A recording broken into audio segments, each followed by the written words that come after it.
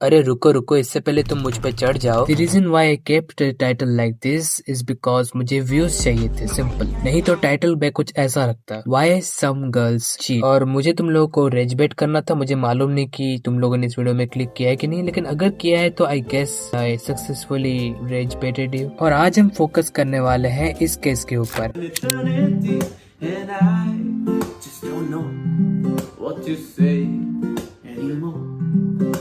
I heard there's a list of 89 to do. Stop spreading lies about me, 'cause I haven't told the truth about you. Just listen to this carefully now.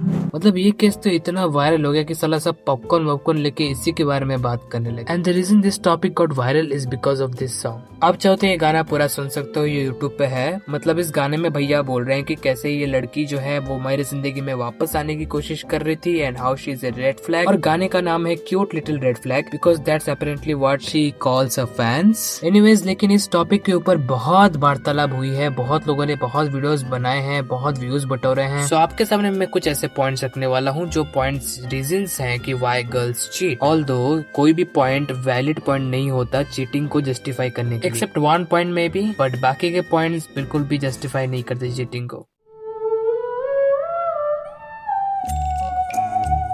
So physical attraction is very very important. कहने को तो हम कहते हैं कि दिल दिखना चाहिए, शरीर नहीं देखना चाहिए, चेहरा नहीं देखना चाहिए, लेकिन फिजिकल अट्रैक्शन बहुत ज्यादा इंपॉर्टेंट है, खासकर फीमेल्स के केस पे। देखो, जब एक फीमेल एडजस्ट करने की कोशिश करती है किसी ऐसे के साथ, मेल पार्टनर के साथ, जिससे वो फिजिकली अट्रैक्टेड नहीं है, तो वो रिलेशनशिप ज्यादा देर तक लास्ट नहीं करता। ये कुछ लड़कियां इसलिए करती हैं बिकॉज उनको कुछ टाइम के लिए वैलिडेशन चाहिए होता है, because they are not in relationship, या फिर उनका जो पास्ट रिलेशनशिप जिनके भी साथ था, जिनसे वो फिजिकली अट्रैक्टेड थे, उन्होंने शायद उनके ऊपर चीट किया होगा। अब देखो, मैं मानता हूँ कि अगर आप उससे फिजिकली अट्रैक्टेड नहीं हो and you think that the things are not going well, then आप ब्रेकअप कर लो ना भाई, चीटिंग करने की क्या जरूरत है। बट एनीवेज, इसी के साथ हम अपने सेकंड पॉइंट पे जाते हैं।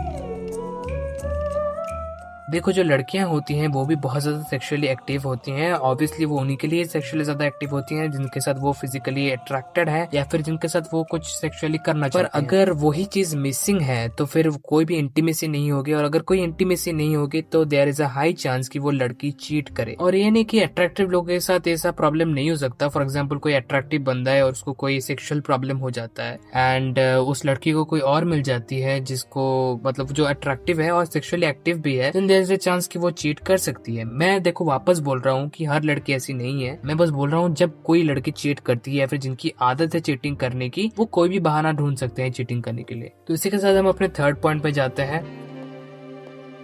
अब जो है, रिवेंज के लिए चीट करना सही है कि गलत मैं तो नहीं बोल सकता, लेकिन इतना मैं जरूर कह सकता हूँ कि ये कम्प्लीटली गलत नहीं है। बिकॉज यार तुम यहाँ पे उसी के ऊपर चीट कर रहे हो जो तुम पे चीट कर रहा है, लेकिन ऐसे करने से कोई सोल्यूशन नहीं मिलेगा, कोई समाधान नहीं मिलेगा। So I don't think it's a nice step. और जो लास्ट पॉइंट है वो है वैलिडेशन। देखो, कुछ लड़कियां होती हैं, बल्कि सारी लड़कियों को ही बहुत ज्यादा वैलिडेशन मिलता है, मुझे मालूम है, लेकिन कुछ लड़कियां इस चीज से एडिक्टेड होती हैं। इट डजंट मैटर कि वो लड़का जो है जिसके साथ वो रिलेशनशिप में है वो अट्रैक्टिव है कि नहीं है, बट वो उस लड़की को बनना होता है main character. She wouldn't mind any type of attention even if she have a boyfriend. और अगर अपूर्वा ने सच में चीटिंग किया है, because we don't know, because this are all accusations, then this can be one of the valid reasons, because ये उस गाने के साथ भी मेल खा रहा है कि एज अ कंटेंट क्रिएटर वो इस रिलेशनशिप को देख रही थी, but not as a good partner. आप इसके बारे में क्या सोचते हो, आप इन पॉइंट्स के बारे में क्या सोचते हो, जरूर कमेंट करके बताना। एंड या that's it for today, peace out.